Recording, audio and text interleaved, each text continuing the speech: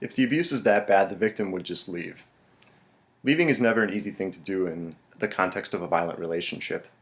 Statistically, it's the most dangerous time to be in a violent relationship.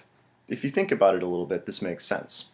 Domestic violence is all about power and control. And if an abusive partner realizes that they're starting to lose power and control over their victim, they may make more desperate attempts to maintain that power and control.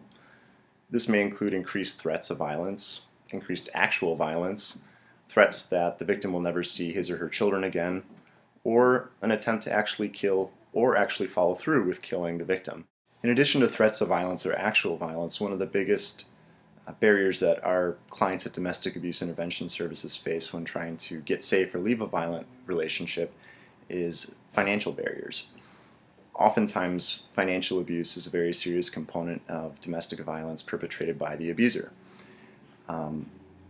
If a victim doesn't have access to funds because the abuser's been controlling money or has prevented the victim from being able to hold a job, it may be very difficult for that victim to be able to find the money necessary for a security deposit or a hotel to stay for a short period of time to get safe.